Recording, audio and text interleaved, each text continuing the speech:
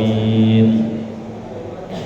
Bismillahirrahmanirrahim. Kita lanjutkan kembali pelajaran kitab Nasaihul Ibad. Masih dalam pembahasan 3 perkara yang bisa menghilangkan rasa bingung, atau 3 perkara yang membuat kita menjadi tenang. Kemarin yang pertama adalah zikir kepada Allah. Dengan zikir maka Allah akan memberikan rasa tenang kepada hati kita. Ala bizikrillahi tatmainnul qulub. Ingatlah, dengan zikir kepada Allah hati kita akan tenang. Karena tanpa ketenangan kita tidak akan bisa menyelesaikan apa-apa. Dengan bingung kita akan merasa berat dan sulit menyelesaikan setiap masalah. Tapi kalau dikasih ketenangan, insya Allah, jangankan masalah yang kecil, masalah yang besar pun akan bisa kita hadapi dan kita selesaikan kalau kita diberikan ketenangan. Maka penting dalam hidup kita memiliki rasa tenang. Dan ternyata yang membuat hati kita tenang salah satunya zikir kepada Allah. Zikir itu apa? Paling tidak kemarin sudah kita bahas, ada 3. Ada zikir lisan, zikir abdan, kemudian zikir jinan. Dari zikir-zikir tersebut kalau dirinci banyak lagi. Seperti zikir lisan, banyak. Bisa dengan membaca tasbih, tahmid, tahlil, takbir, tadarus Quran, sholawat, banyak zikir lisan. Tapi dari sekian zikir yang banyak, ada zikir yang paling utama, zikir yang paling afdol. Afdolu zikri fa'lam annahu la ilaha illallah. Zikir yang paling utama, paling afdol ternyata membaca la ilaha illallah. Apa itu la ilaha illallah? La ilaha illallah itu bisa disebut dengan kalimat tauhid, bisa juga disebut dengan kalimat tahlil, dan bisa juga disebut dengan kalimat thayyibah. Jadi kalimat thayyibah itu la ilaha illallah, kalimat yang baik. Thayyibah itu ya, kalimat yang baik. Kemarin sudah kita bahas, Allah mengumpamakan kalimat thayyibah seperti pohon yang baik. Pohon yang baik yang mempunyai 3 kriteria: mempunyai akar yang kokoh, mempunyai cabang yang menjulang tinggi ke angkasa, dan selalu memberikan buah setiap saat. Artinya apa? Pengamal kalimat thayyibah nanti akan menjadi manusia yang baik. Namanya juga ngamalin kalimat baik, berarti orangnya juga nanti bakal baik. Orang baik itu, pengamal kalimat thayyibah itu sama kayak pohon yang tadi, berarti punya akar yang kokoh. Apa itu akar yang dimaksud?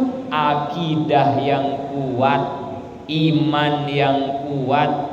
Kalau orang udah punya iman yang kuat, nggak gampang roboh, nggak gampang terbawa oleh arus godaan, ujian, musibah seberat apapun. Kalau kita udah punya iman kuat, maka kita akan tegak berdiri, tidak akan gampang terbujuk, terayu atau apapun.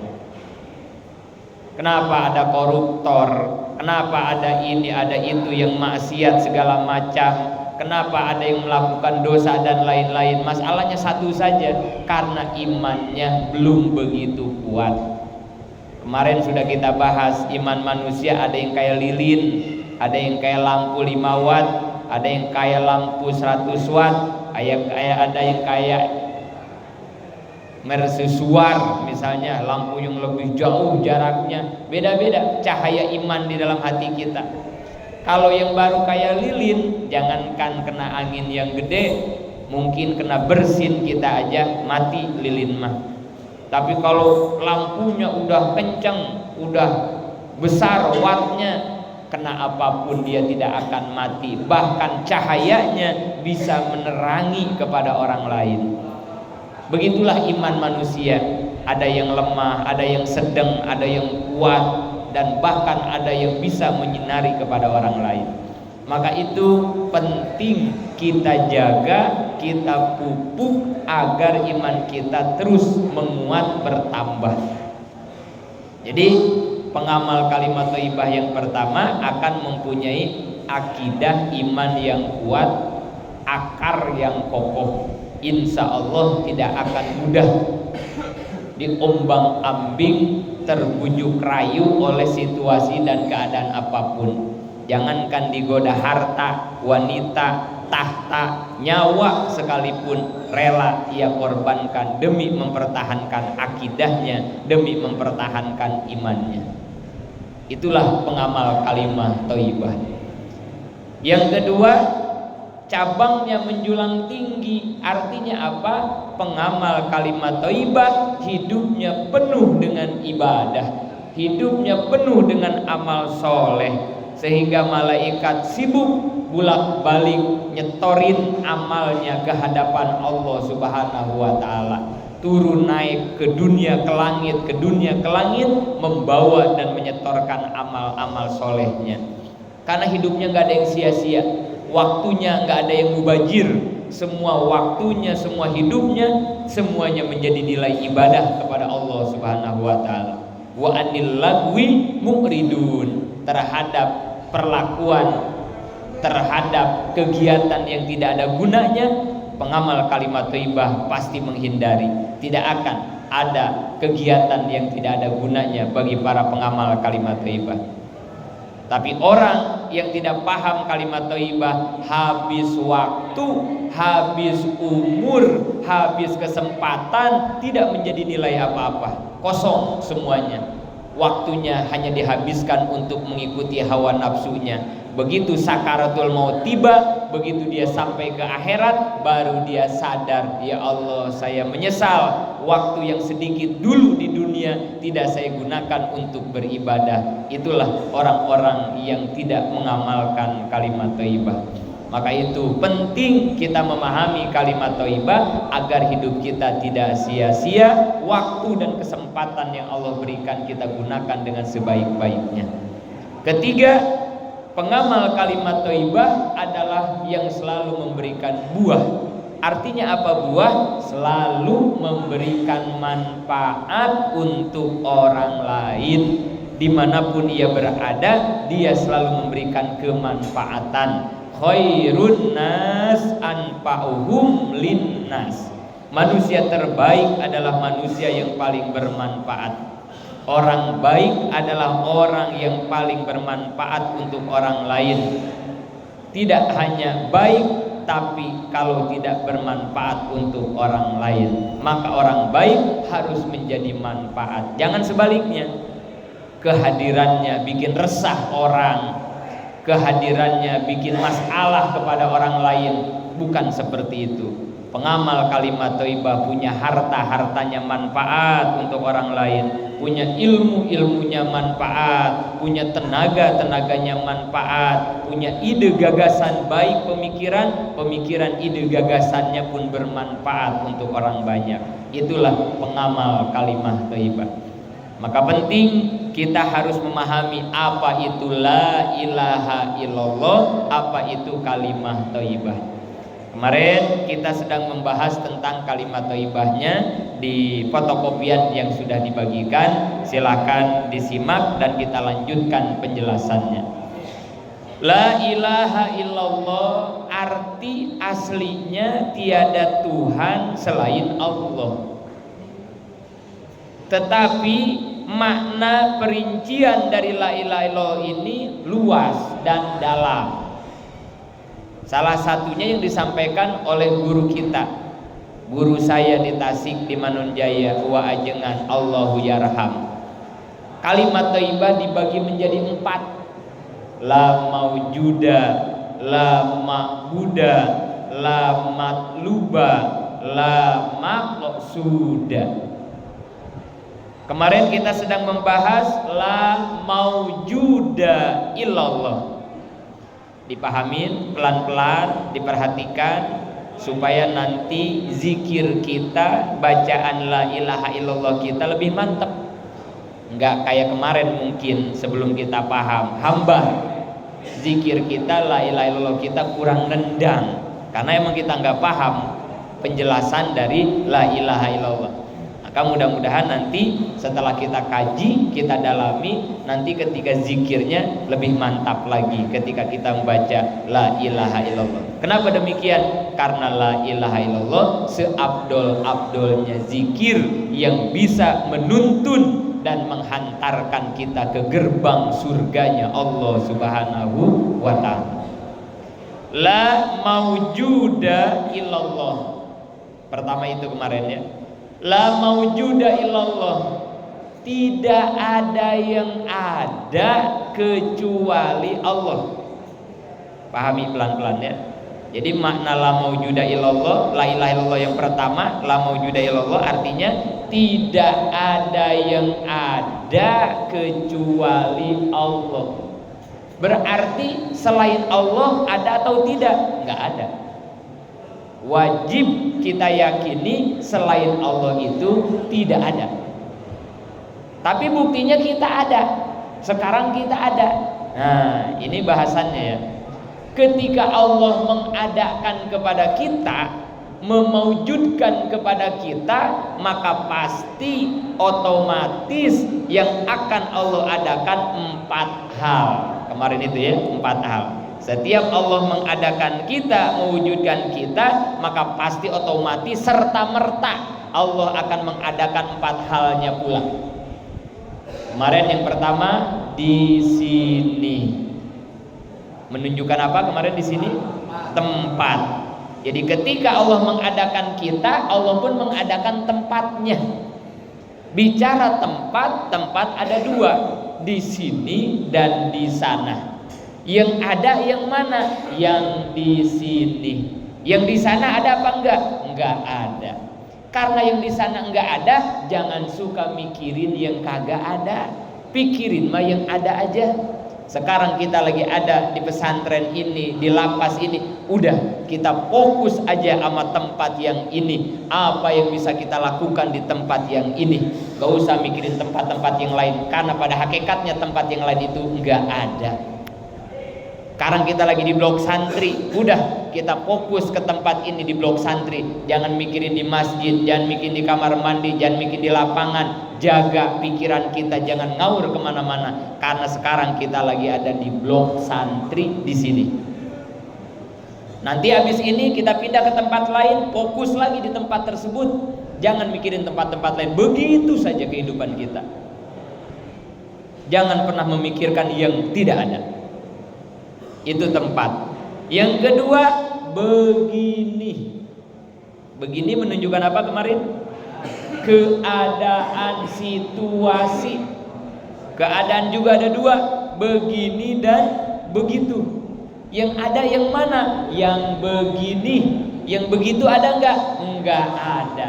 Kalau lagi begini, jangan suka mikirin lagi begitu. Begininya apaan sekarang? Ngaji. Situasi kita, keadaan kita sekarang lagi ngaji. Kalau kita lagi ngaji, fokus sama ngaji. Jangan mikirin ntar makan di mana, habis makan tidur. Itu kegiatan lain yang tidak ada. Beres nanti kita ngaji, misalnya pindah ke kamar makan, maka kita fokus di kamar makan. Udah fokus ke situ. Kemana saja nanti kita pindah-pindah, situasi yang ada adalah situasi begini. Fokus kepada situasi begini. Maaf, saudaraku semua, saat ini situasinya ada di lapas. Fokus sama situasi kita ini. Hadapi situasi ini. Buat situasi ini dengan sebaik-baiknya keadaan. Gak usah ngehayal, ntar kalau udah keluar, ntar kalau itu gak ada. Secara tauhid, secara akidah, nggak ada situasi entar kalau begitu, nggak ada.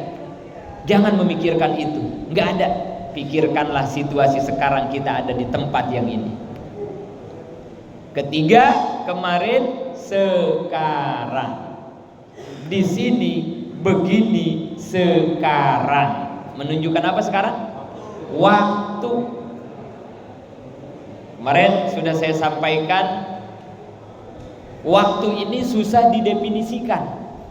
Para ulama juga bingung bagaimana mendefinisikan waktu. Waktu itu apa, gitu ya. Karena ini waktu ternyata sesuatu yang sangat istimewa. Saking istimewanya waktu, di Al-Quran ada beberapa waktu yang dipakai sumpah oleh Allah. Wal-lail, demi waktu malam. Wan-nahar, demi waktu siang. Wal-fajri, demi waktu fajar. Wad-duha, demi waktu duha. Banyak. Saking istimewanya waktu sampai dibikin sumpah sama Allah. Bahkan Sayyidina Ali mengatakan, al-waktu kas-saif. Waktu itu bagaikan pedang. Artinya apa? Kalau kita tidak pandai menggunakan pedang, maka pedang itu yang akan melukai kita, bukan malah pedang yang menyelamatkan kita. Abang-abang jajal, nggak pernah belajar silat, nggak pernah belajar mainin golok, kasih golok, terus mainin itu golok. Bisa-bisanya itu golok bukan nyelamatin kita, tangan kita pada kena golok, gara-gara kurang pandai memainkan golok. Atau nggak ahli kungfu dikasih samurai, bukan ninja dikasih samurai, ayo dah mainin itu samurai, bisa-bisa badan kita yang kena samurai. Begitulah waktu. Kalau kita nggak pandai-pandai menggunakan waktu, kata Sayyidina Ali, bisa-bisa waktu itu yang membunuhmu, waktu itu yang mencelakakan. Inilah istimewanya waktu. Nggak boleh sembarangan dengan yang namanya waktu. Sampai sekali lagi ulama juga bingung, ini bagaimana mendefinisikan waktu. Ulama tauhid punya versi sendiri, ulama tasawuf punya versi sendiri, ulama alat punya versi sendiri tentang definisi waktu. Ini penting kita pahami tentang waktu, supaya kita jangan sampai menyia-nyiakan waktu mulu, supaya waktu yang Allah berikan, kesempatan yang Allah berikan ini terbuang sia-sia, percuma. Secara hitung-hitungan umur kita teh nambahin. Secara hitung-hitungannya dari 20 jadi 21, dari 40 jadi 41. Secara hitung-hitungan, secara angka teh nambahin umur kita teh. Padahal secara hakikat semakin bertambahnya umur, semakin berkurangnya jatah hidup kita di alam dunia ini. Jadi kalau ada yang ulang tahun teh bukan panjang umur sebenarnya mah ya. Panjang umurnya. Nah, itu harus dirubah itu lagu. Gara-gara lagunya begitu mulu jadi kita keenakan. Jadi lalai, merasa dengan ulang tahun teh umur teh panjang, salah. Padahal dengan bertambahnya umur, jatah hidup kita teh semakin berkurang. Kalau jatah umur kita 50 tahun, ketika umur 40, berarti jatah hidup kita 10 tahun lagi. Begitu umur kita 41, berarti jatahnya jadi kurang, jadi 9. Berarti kalau ulang tahun bukan panjang umur harusnya ya. Habis umurnya, harusnya gitu ya. Tambah habis, tambah berkurang, yang bener mah ya. Tapi gara-gara dinyanyiinnya panjang umur, orang jadi terlena, masih panjang umur saya. Mau ibadah, ntar aja, masih panjang umur saya. Padahal dengan bertambahnya umur, jatah hidup semakin berkurang. Jatah hidup semakin berkurang, atuh berarti kita teh semua udah semakin dekat sama ajal kita masing-masing. Dan bicara kematian, nggak ada panca kakinya. Kalau kata orang Sunda mah ya, jangan abong-abong masih muda merasa jauh kematian. Nggak begitu mati mah. Yang muda bisa mati, apalagi yang tua. Saya mah masih sehat, masih gagah, masih jauh sama mati. Nggak begitu mati mah. Orang yang sehat bisa mati, apalagi yang sakit. Nggak ada panca kakinya mati mah ya. Sore masih ngobrol sama kita, sore masih ngopi sama kita, subuh-subuh dibangunin badannya udah gerak semua, udah gak gerak semua, mati orang. Sampai yang ngedengarnya juga rada ngaget. Ah yang bener, kemarin masih ketemu sama saya gitu ya. Nggak begitu mati mah. Kepada siapapun bisa terjadi. Orang yang tidak pandai menggunakan waktu, dia akan tersadarkan oleh waktu ketika waktunya habis diambil oleh Allah alias kematiannya datang. Kita jangan sampai menjadi orang yang seperti itu. Maka itu penting kita memahami apa itu waktu sampai dimasukkan kepada pembahasan kalimat thayyibah la ilaha illallah. Paling enggak kita pahami dulu ya. Kalau tempat ada dua, di sini, di sana. Kalau situasi ada dua juga, begini, begitu. Nah, kalau waktu, paling enggak ya, ini memahami waktu paling enggak ya. Ada berapa kira-kira? Kalau bicara waktu itu ada berapa kira-kira? Yang di situ sekarang, ya, yang di kalimat thayyibah itu sekarang. Sekarang mana lagi berarti waktu? Besok. Jangan pakai bahasa Indonesia atau Sunda ya, jadi banyak kalau gitu ya. Apalagi Sunda malah lebih banyak lagi ya.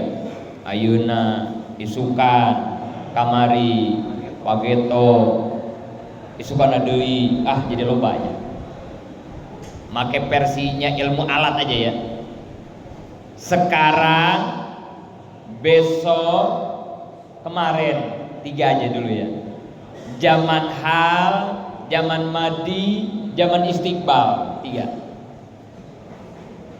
Paling enggak begitu dulu dah. Kita memahami waktu. Ada 3 waktu ya. Sekarang, besok, kemarin.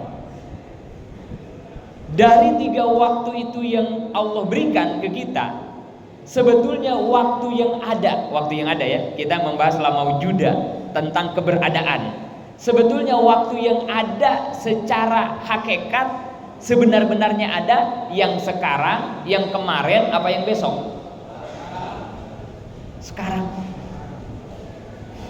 Yang kemarin ada apa kagak? Kagak. Udah kelewat, nggak ada. Yang besok ada apa kagak? Nggak ada. Ada yang menjamin di antara kita, yang bisa ngejamin di antara kita, saya masih bisa hidup Pak Ustadz sampai besok. Ada nggak? Saya mah berani ngejamin besok saya masih hidup. Ada nggak yang berani ngejamin begitu? Nggak ada. Kapan? Kita nggak ada yang tahu kapan kita mati. Nggak ada. Jangankan besok, 1 jam dari sekarang ada yang bisa ngejamin kita masih hidup di jam 11 misalnya, atau di jam 12. Nggak ada. Buat Allah gampang banget nyabut nyawa kita saat ini juga gampang. Artinya apa? Besok tidak ada buat kita. Yang ada sekarang saat ini. Apalagi kemarin udah kelewat, udah kagak ada, udah lewat. Orang yang bertauhid, pengamal kalimat thayyibah adalah orang yang memahami dan meyakini bahwa waktu yang ada adalah saat ini, sekarang. Supaya apa? Kita memahami hal ini supaya waktu yang ada yang saat ini gunakan dengan sebaik-baiknya. Sekarang mengaji santai aja, Kamis besok ya gue masih ngaji, gitu kadang kita ya. Tahajud bentar aja, udah tua karena gue masih muda, puas-puasin aja. Kadang kita kan begitu. Sodako bentar aja, kalau gue udah banyak dapat duit, usaha gue udah lancar. Kadang kita begitu. Berani menunda-nunda amal, merasa umur panjang, padahal waktu yang ada yang sekarang. Siapa yang bisa ngejamin kita hidup sampai Kamis besok? Nggak ada. Kalau ngaji yang sekarang nggak kita maksimalin, terus kita nggak ketemu dengan Kamis besok, nyesel amat kita. Kalau entar johor, sholat johor kita enggak husu, terus kita enggak ketemu sama johor besok, nyesal amat kita. Maka pengamal kalimat thayyibah enggak pernah punya pikiran begitu. Apapun waktu yang Allah berikan pada saat itu, dia maksimalkan untuk beribadah. Nggak ada cerita disia-siain, entar aja. Atau kata orang Sunda maya, ulah engke kaburu jadi bangke. Jangan enti keburu mati. Sekarang bergerak, beramal, ibadah, lakukan. Gak usah menunda-nunda.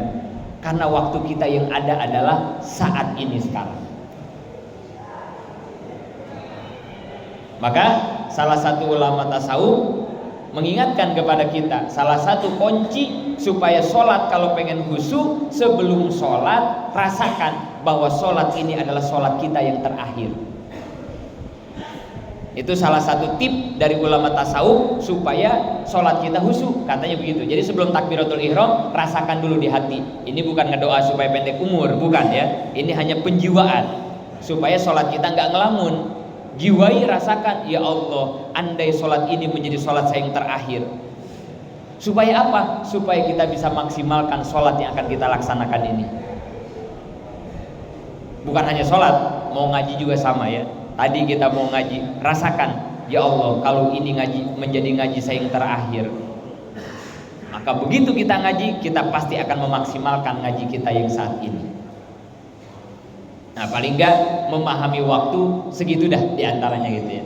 Bahwa ternyata waktu yang ada secara tauhid ya, waktu yang ada secara tauhid adalah waktu saat ini. Yang kemarin udah kagak ada, yang besok belum tentu nyampe. Dua-duanya nggak usah dipikirin.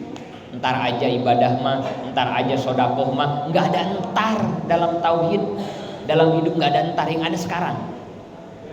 Kalau mau sodakoh sekarang, ini kan cuma punya 2.000, nggak apa-apa 2.000 aja sodakoh. Kalau mau ngaji sekarang, mumpung ada gurunya, ada waktunya.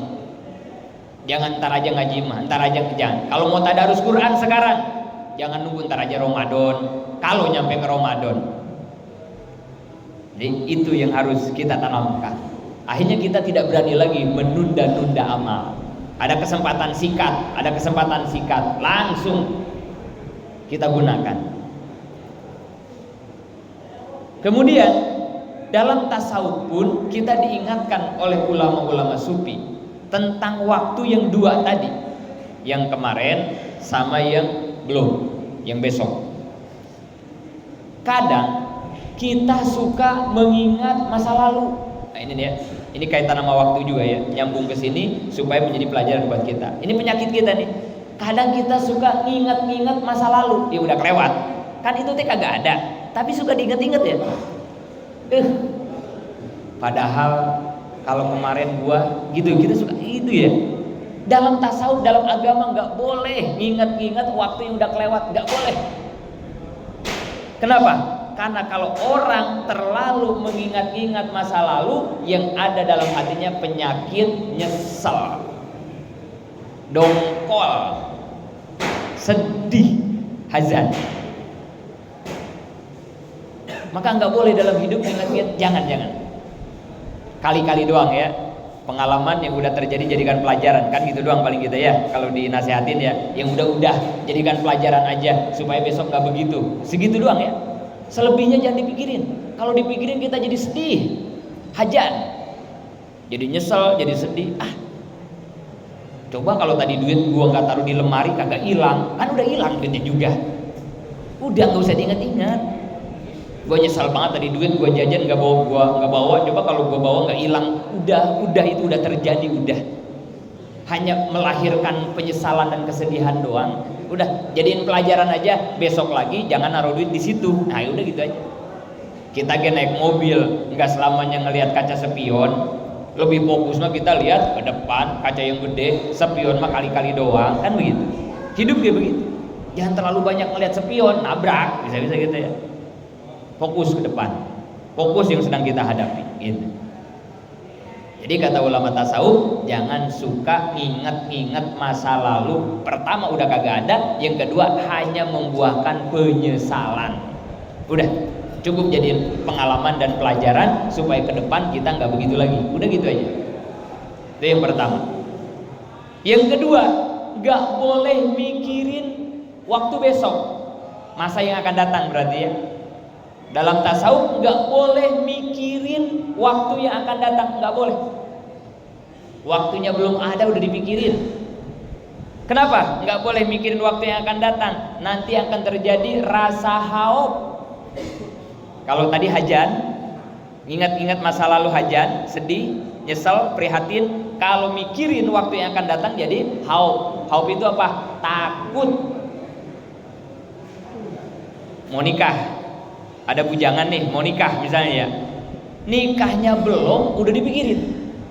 Gua kalau kawin ntar ngempanin bini gua gimana ya? Terus nanti kalau punya anak, ngempanin anak gua gimana ya? Belum nanti minta jajan, biaya sekolah mahal, dipikirin sama dia. Orang yang kayak gitu ujung-ujungnya takut. Akhirnya kagak mau nikah orang kayak gitu ya, takut udah. Jangan, nikah-nikah aja udah gitu. Nikah-nikah aja udah. Yang belum gak usah dipikirin. Toh Allah udah nyiapin segalanya kok, kan begitu ya. Atau orang mau dagang, belum dagang udah dipikirin. Kalau gua dagang ntar laku apa kagak ya? Ntar ada yang ngutang apa kagak ya? Kalau ada yang ngutang ditagihnya gampang apa kagak ya? Nggak bakal dagang-dagang orang kayak begitu mudah. Mau dagang aja udah. Mau laku mau kagak, mau ada yang ngutangnya gampang ditagih, dagang aja udah. Takut, orang kalau terlalu mikirin takut jadinya. Kenapa Mang? Ngelamun aja. Ini anak besok mau wisuda, ya terus ngapa ini? Jadi ngelamunnya dari sekarang. Wisuda kan gede biayanya. Terus emang apa biayanya gede? Ya ini duitnya belum kebayang. Emang wisudanya kapan Mang? Masih 2 tahun lagi. Wisuda anak masih 2 tahun, ngelamun dari sekarang. Astagfirullah. Yang parahnya sampai kagak mau tidur, mikirin wisuda yang masih 2 tahun belum terjadi. Wisudanya pikirin mending sekarang. Realistis aja hidup mah gitu. Kayak orang makan sama tempe orek, tapi ngehayalnya makan di pinggir sawah, di puncak, di saung sama bakar ikan emas atau bakar gurame misalnya, asam manis. Padahal di depan dia ada tempe orek. Ngehayalnya sampai ke puncak-puncak makan bakar gurame, asam manis. Akhirnya itu tempe di depannya nggak kerasa apa-apa jadinya. Jadi kagak enak. Orang mikirinnya yang di sono ya. Udah nih fokus aja sama yang di hadapan kita, nikmati, syukuri. Yang onoh mah tahu ada, tahu kagak. Mendingan makan tempe orek nyata daripada ikan gurame bakar hayalan, kan begitu. Fokus sama yang sedang kita hadapi saat ini. Jangan mikirin yang belum terjadi. Maka nanti dari latihan ini orang yang cerdas, kata para ulama tasawuf, adalah ketika pagi hari bangun tidur dia berkata, apa yang akan Allah kerjakan kepada diriku, bukan dia berkata apa yang akan aku kerjakan. Itu orang bodoh.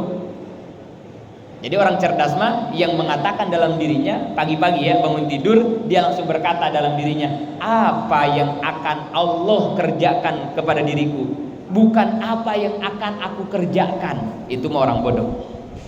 Artinya apa? Hidup mah udah ngikutin takdir. Hidup mah ngikutin skenario Allah. Kan sebelum kita lahir skenarionya udah ditulis di Lauh Mahfuz.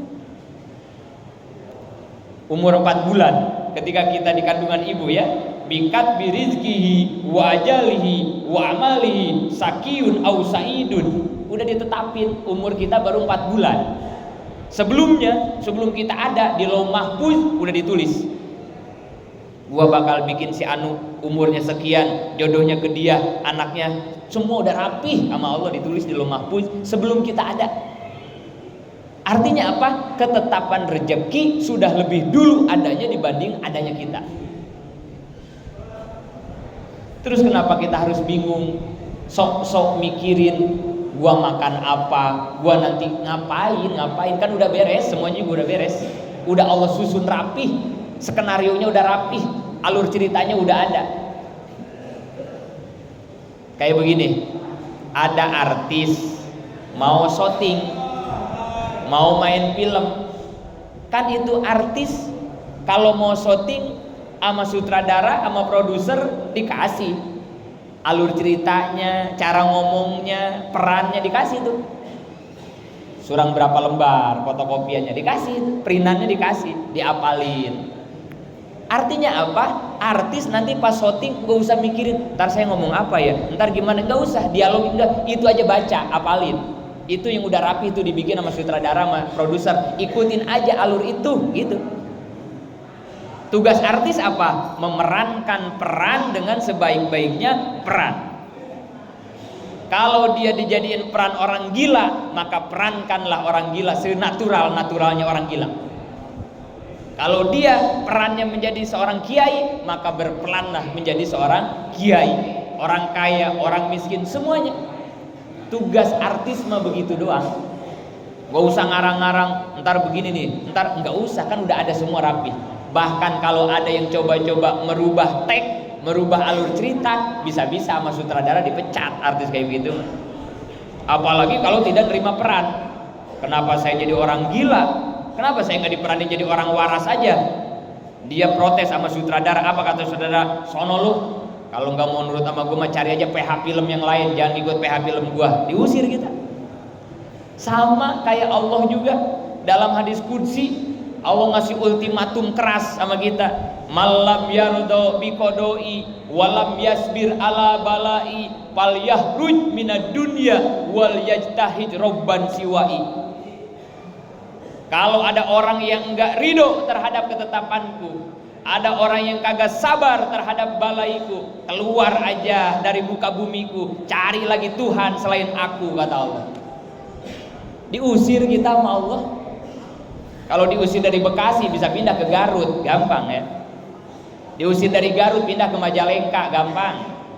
Diusir dari Indonesia bisa pindah ke Mekah, bisa. Diusir dari dunia sama Allah pindah kemana? Kalau ada orang kagak nerima terhadap takdir Allah, kalau ada orang yang kagak sabar terhadap balai Allah. Kayak tadi, kayak artis disuruh peran jadi orang miskin kagak mau, ngotot pengennya jadi orang kaya, nggak kepake artis kayak begitu mah, diusir sama sutradara. Sono lu cari aja PH film lain, jangan di gua, lu mah nggak bisa diatur, begitu. Kita hidupnya kan cuma ngikutin alur cerita Tuhan yang sudah ditetapkan di Lauh Mahfuz. Bahkan 4 bulan ketika kita di alam kandungan udah ditetapin semuanya sama Allah. Jadi artinya udah hidup mengalir aja, nggak usah sok-sok mikir sesuatu yang belum terjadi. Kita kagak tahu, kita kagak ngerti, ikutin aja udah.